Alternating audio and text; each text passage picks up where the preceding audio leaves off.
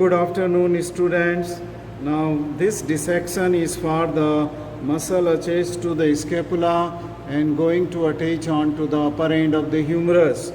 Those muscles which will form the rotator cuff. Okay, I have cleaned this muscle from the ventral aspect.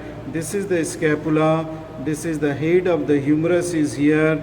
I have just cut this muscle, that is the coracobrachialis, and the short head of the biceps from this coracoid process so as to trace the subscapularis till the end. So this muscle is the subscapularis. I removed the serratus anterior from the medial border of this scapula. This is just for your orientation. Now I will reflect this coracobrachialis and the common tendon of the short head of the biceps here, just to expose the course of the subscapularis muscle. See this subscapularis muscle, which is multipinnate muscle, and it takes origin from the subscapular fossa here.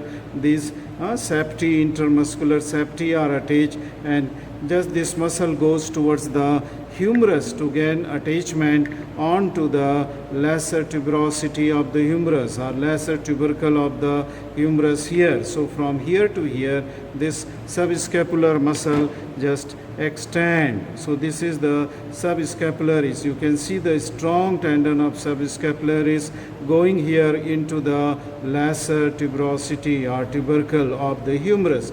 I will, after few minutes, I will cut this subscapularis and will reflect that.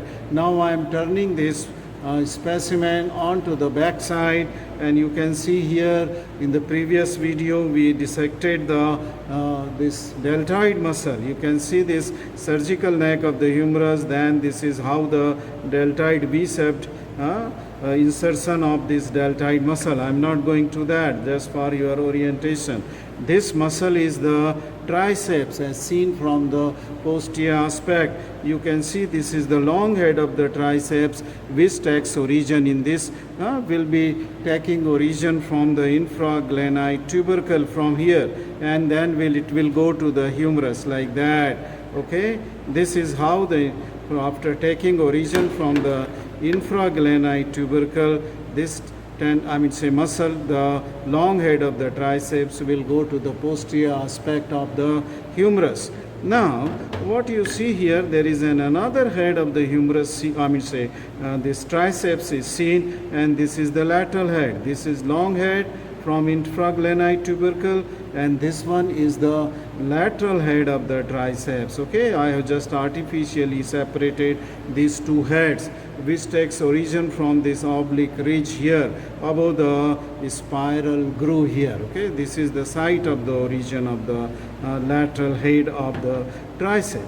Now, this muscle which is seen here at the lower margin of the lateral border of this scapula and near the inferior angle taking origin, this is the teres major muscle. And here I have just found that this is the teres minor muscle. I will just see this. This is the teres minor muscle, which is abnormally thin. Here teres major is exceptionally very thick. So this is the site of origin of the teres major, which will go towards the humerus. Okay, teres major onto the bicipital groove. Okay, onto the medial bicipital groove, not medial, lateral lip of the bicipital groove to gain insertion here. Then this muscle which you are seeing below this spinous process, this is the spine of the scapula, and this area gives origin to this muscle, that is this muscle is the infraspinatus, because it lies below the spine, except this area near the spinoglenoid notch, it doesn't take origin. Now this strong tendon of teres minor here is going here to the lowest impression onto the posterior aspect of this. Okay, here you can see that this is the site of the attachment of the teres minor. This area, while this area is here, it is for the attachment of the infraspinatus muscle.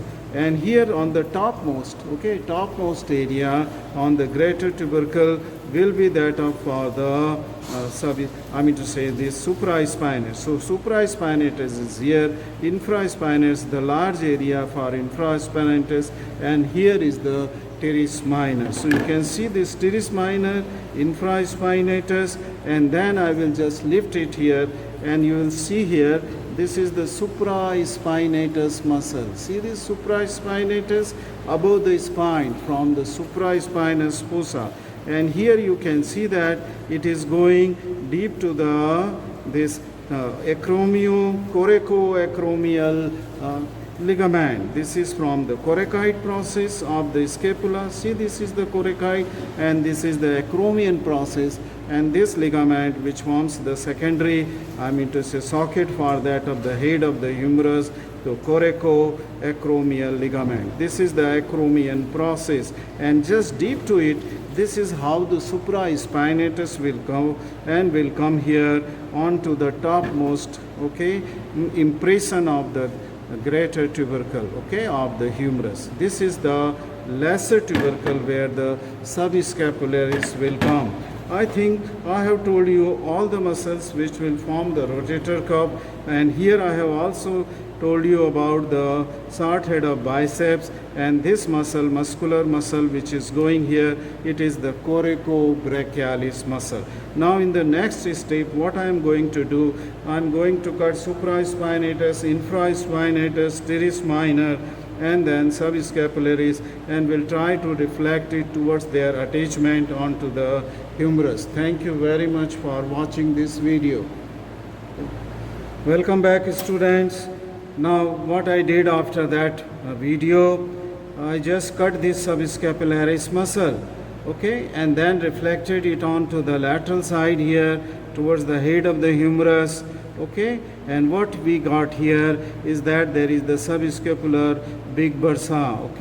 This is the bursa which I am opening, and this bursa just avoids the friction between the margin of the glenoid cavity here on its anterior aspect with when the subscapularis muscle just glides over this. This is the anterior margin of the glenoid cavity is here, and this is that it has a bursa, just to minimize the friction.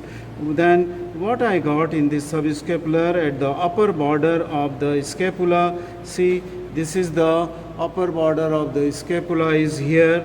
This is the superior, lateral angle.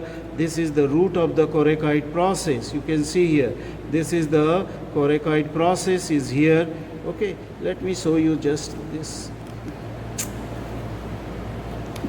Now this subscapular bursa is continuous with the discontinuity in the capsule, and then the synovial membrane just protrude in this bursa, that I am not going to dissect further, otherwise it will expose the shoulder joint cavity.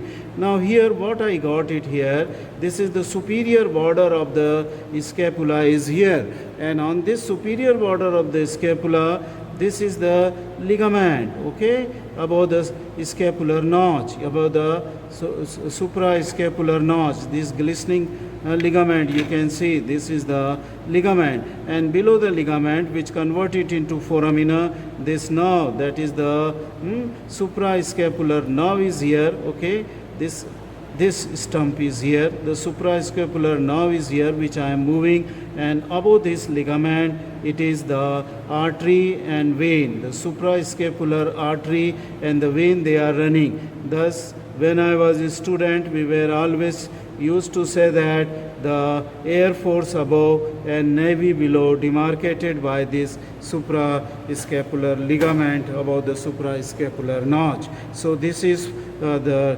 dissection on the anterior or ventral aspect. Now I am turning it, and here I have given a cut into the infraspinatus as well as into this muscle, small teres minor muscle here. And after reflecting both teres minor, which will gain attachment onto the lowest part of the greater tubercle of the humerus, this, if we remove this infraspinatus, we will see that this is that spinoglenoid notch. You can see the margin of the this bone here which forms the spine here, and then you can see here bunch of the blood vessel, and now though I have not cleaned it, all these they come from the supraspinous fossa, and then it will go into the infraspinous fossa, okay, and will lie deep to this muscle, that is the infraspinatus muscle.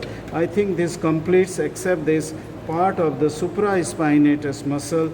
And this supraspinatus muscle, okay, this, as I said, it is going deep to that of the coracoacromial ligament, which forms an arch here, secondary socket for the head of the humerus. I am not cutting because it will be difficult for me to reflect it towards the lateral side, towards the head. So all these muscles which forms the rotator cuff and keep the humerus applied, closely applied to that of the glenoidal cavity, okay, is I have just exposed. In the next video, what I am going to do is going to dissect the anterior compartment. No, better I think I should dissect first the cubital fossa and then we'll come to the anterior. So the next video will be on the cubital fossa. Thank you very much.